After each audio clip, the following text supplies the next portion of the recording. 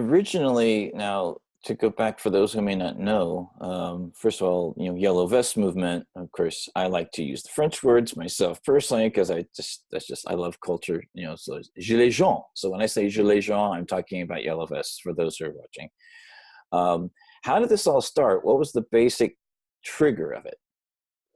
So the basic trigger was basically Macron has been elected a year and a half ago by I think 25% of 40% of people who voted for him. So like he probably has about 25% of the French population who voted for him, but we still call that a democracy, which is a bit ridiculous when you think about it. 25% voting for someone, which means that 75% of the people didn't vote for him, but we still call that a democracy.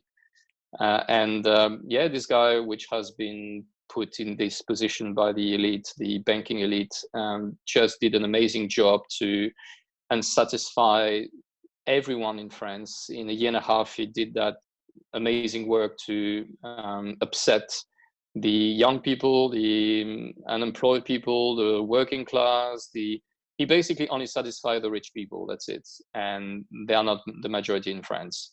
So after a year and a half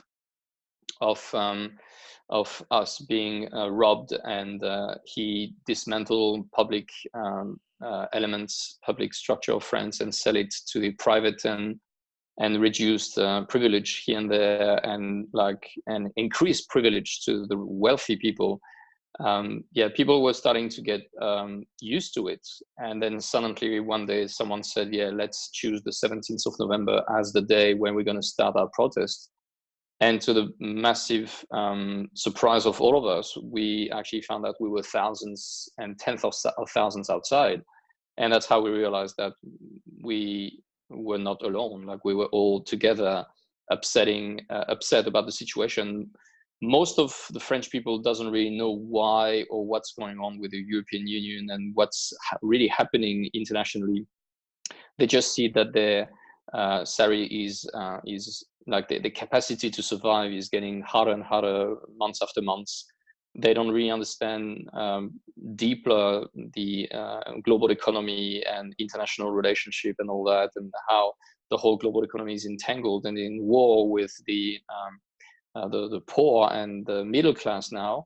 So yeah, they just get out, and the best way that I explain what happened is that it's like you're playing poker game for years and years and years, and you just end up losing and losing and losing and losing, and you're losing your dignity, and you're losing your hope, and you're losing everything, until one day you just basically stop, you freeze, and you're starting to look around and be like, hey, there's something wrong. There's just something wrong. I don't know what's wrong.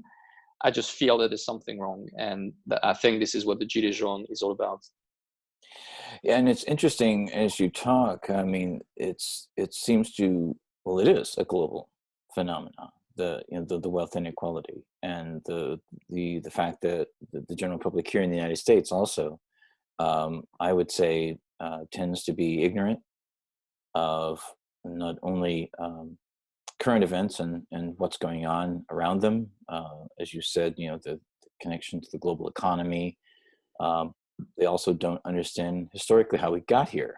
There's still this misconception about what even socialism and communism are in this country. People automatically think those things, and the general public now thinks that automatically just means authoritarianism. That's it. There's no other example of it, even though there's fire departments and police departments and public parks and libraries and things like this. They don't think, well, that's different. No, it's not. That's how it works. I mean, there's a lot of different ways to define it.